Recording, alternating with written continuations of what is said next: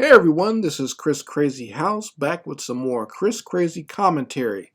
Today I'm going to be talking about the absolute mess and the clutter of Black Panther 2, and I'm going to be talking about what I think should be done with the franchise.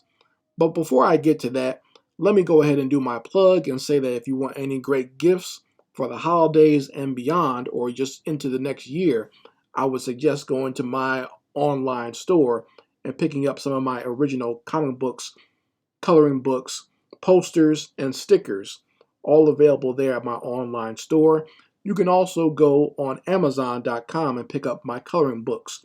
This includes Naturally Cute, all 3 volumes, as well as my Chris Crazyhouse Hyper Fun coloring book. All are available on my Amazon store. Both the links for my Amazon store and my online store will be in the description box as well as the comment section.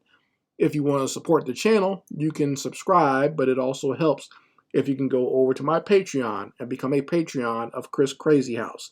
That way you can get original coloring pages and original artwork that you can use for your own 2D projects, whether it be 2D games or 2D animation. You can get that all on my Patreon. It'll be available there for you guys to download. So, moving forward with what's been going on with the production of Black Panther 2, it seems like every other month or so I see some sort of mess or mix up or something just going completely wrong with the production. Just from trying to get the concept going off of the ground, it seems to be a mess. So we all know that the star of Black Panther, Chadwick Boseman, passed away back in 2020. Very sad occurrence. Very sad. It was heartbreaking and surprising to see that as just a fellow black man, seeing this brother come up as an actor and just be just a very powerful force as far as creativity through the many roles that he did and the many things that he helped to produce and things that he wrote. And to see that he passed away just so suddenly when we didn't know that there was something wrong with him, we didn't know that he was sick. It was just a sad thing to see. But, when he passed away, Marvel decided that they were not going to recast the character of T'Challa in Black Panther, which in my opinion and many others, that's a big mistake. It would have been better to go ahead and recast T'Challa with another actor, another prominent actor. And there's plenty of young, powerful, positive actors that could replace him and do a great job. Whether it be someone like either Denzel Washington's son or the brother who played Black Manta in the Aquaman movies and who plays in the new Matrix movie, and he's in the new Candyman. What's his name? Yahya Abdullah Martin. He could easily fit the role of T'Challa. He's actually taller than Chadwick Boseman. I would think would fit more into the physical presence of what T'Challa is in the comics. He can even bulk himself up a little bit more, so that way he has the same size as someone like Killmonger did in the first Black Panther movie. But they didn't want to do that. Kevin Feige and the other people over at Marvel didn't want to do that. They just want to, just continue the series and make it seem like the character of T'Challa went through all that stuff in the first movie with, fighting back to reclaim his throne and then going through the Infinity Saga. And then I guess he just gets killed again all of a sudden. Just mysteriously gets killed all of a sudden, and someone has to replace him as the Black Panther. And I think that's a big problem. They just don't want to, in my opinion, they might as well just recast it and, do what the old saying says and bury the man and continue the plan.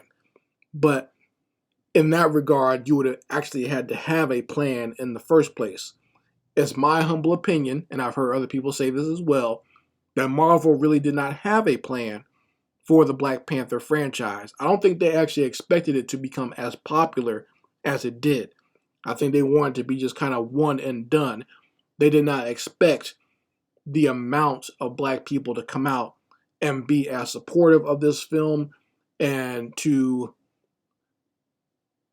embrace this film the way that they did. They don't understand what I understand, in that black people were starving for any type of entertainment that represents them in a positive light anyway. There's plenty of black people on TV, plenty of black material out there, but it's usually not very positive in its representation of black people. So to see something like this, especially for a lot of young people, it was a big deal. And like I said, I don't think Marvel realized that it was that big of a deal. They just kind of wanted to be one and done. Let's give the Negroes something before we move on to these other projects that we really want to do. You know, I don't think anyone even remembers when they first announced that there was going to be a Black Panther in the MCU. They were going to introduce him in Marvel Civil War. And not even a few months after they finally got that underway, Marvel, the MCU, got the rights to have Spider-Man in their movies, and they stuck Spider-Man in there with the quickness.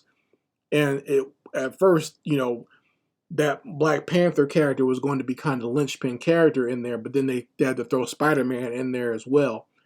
And from then on, they wanted to focus more on that than T'Challa and the Black Panther. You know, like I said, I don't think they were expecting it to be as popular and to be as successful as it was. I think that was a surprise hit for them. And they didn't know what to do, obviously, because they didn't have a sequel ready. The same way they had sequels ready for the heroes that they had already put out there. I mean, we've seen that Sony Spider-Man has had a whole trilogy now before they could even get a second Black Panther out there. You see what I'm saying? So they weren't expecting it to be what it was. So I feel that probably the best way to go would have been to just recast the character and move forward. But in them trying to keep going forward with these different plot threads where T'Challa is killed and someone else becomes the Black Panther, and they've been trying to give it to a female character, whether it be his sister or one of the Dora Milaje, give them the Black Panther costume.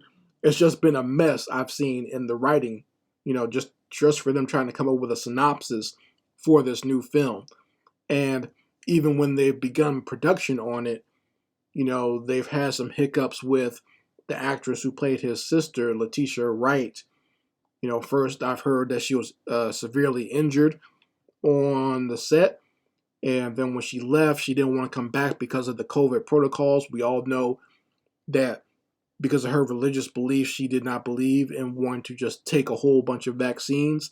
And she brought up her concerns about that last year. And she was torn to shreds on social media, to the point where she took down her social media because so many people were attacking her for that, which I don't agree with. No matter what your belief is, if you're for the vaccine or against it, I don't think someone should be attacked for that. That's up to the person's individual freedoms. They should decide what they want to do. Okay, that is what it is. You can't force someone to do something or to agree with a certain thing just because that's what you want to do. And from what I saw from what she did, all she did was ask the question. She asked some questions about, you know, what's going on with the vaccines, and like I said, people tore her to shreds for it. I thought that was very despicable. She was even attacked by some of her co-stars. That punk Don Cheadle was one of the main ones attacking her, and I thought that was disgusting. The fact that he did that, you know, you have some knuckleheads like that always getting on social media talking about protect black women, but when it came time to do that, he just turns his back and sides with his little liberal paymasters on the other side, right? Doesn't actually side with black women. So, you know, that's the news story about it being just a mess. And, you know, she's not going to be coming back, I guess, for Black Panther 2, even though she was also a very big part of the success of the first one. Just that whole family atmosphere and that big brother, little brother relationship. So I don't know what's going to happen now. I don't know what they're going to do. Like I've heard rumors about them trying to make Okoye, who was one of the main Dora Milaje, and making her the Black Panther. And that kind of fits into the narrative of what the MCU wants to do with every major male character, is either make it a female or to put it into some other little checkbox of some other social minority. That seems to be where they want to go with the MCU, but most of the actual fandom doesn't like that. And I think that's a bad way to go when you have a black male character and you just automatically want to make it a black female character. There's plenty of black female characters in the MCU that you can introduce and give them a showcase without having to take away from the black male character. In fact, one of the biggest black female characters you could have had to add to this story, since you guys now have the rights to the X-Men, you can start bringing in Storm, since her and T'Challa actually get married in the comics and actually show a positive black male, black female relationship on screen. I mean, that's if you really want to have black people in love with what you're doing, Marvel, that's what you do, because that's really sorely missing on the screen. A healthy black male, black female marriage and relationship put on screen. There's plenty of black relationships on screen, but they are definitely not healthy. In fact, they're very toxic and they're very disturbed and abusive, and they give a bad message, making it seem like black men and black women can't get along. So what you did for the black superhero image with the original Black Panther, you could do for black relationships with Black Panther 2. But like I said, you don't want to do that. You have other agendas that you want to push forward. And I would say to a lot of my black film watchers or black filmmakers or black creators out there, this is why I don't get too wrapped up in other people giving me my content. Okay, I've always said this since I first started doing YouTube videos. If someone else is feeding you, if someone else is giving you your food, you cannot control what they put in it. You can't control the ingredients that they put into it. So they can put poison into your food and you'll just have to eat it. This is why I don't get too excited about these types of film projects that come from these major companies, because their agenda and what they want to portray is not always going to be healthy or something good that we should be actually watching. Okay, if you truly want to feed our soul, we should be creating our own content and paying attention to creators that do create content that does create something like that for us, instead of always relying on these other sources to do so. So that's just my humble opinion on that. But I mean, you folks can let me know in the comments section how you think this should go with a new Black Panther movie. Should they continue to go forward, recast the character, scrap what they've been trying to do, and do more of what I was saying? Or, I mean, maybe you like them making the Dora Milaje the Black Panther or whatever, or just anybody can be a Black Panther, which defeats the purpose of the character itself. I know it's a legacy character, but they always came back to T'Challa being the Black Panther for a reason in the comics. He's always been there, the same way Bruce Wayne has always been Batman for a reason. While they might have a different person filling that spot for a while, they always come back to the original for a reason. That's because that character is special in his role and what he does. That's why he is who he is. That's why he is the Black Panther, because he is special. If you just can give it away to anybody, then the character's not special anymore. It'd just be like giving the Iron Man suit away to anybody other than Tony Stark. It stops being special when just anybody can wear it. So, I mean, you folks let me know how you feel about it in the comments section. But this is no disrespect to Chadwick Boseman. I love that brother. I think he did amazing work. But I do still feel that you can recast the character and it won't lose its luster just because you recast the main character. I mean, we've recast so many other superheroes. Batman's been recast. The Hulk's been recast. I think it'll survive. They're recasting Blade. So if they can do all that for everyone else, then I think it will survive. Okay, it's not if you want the story to move forward and you want the character and the legacy to move forward, I don't think that's a bad thing. Even Chadwick Boseman's actual brother said that Chadwick wanted the role to be recast.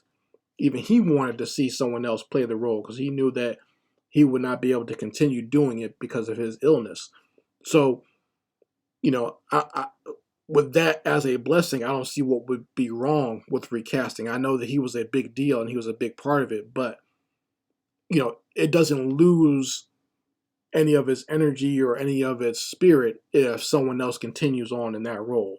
So you guys let me know how you feel about it in the comments section. Anyway, Chris Crazyhouse signing out.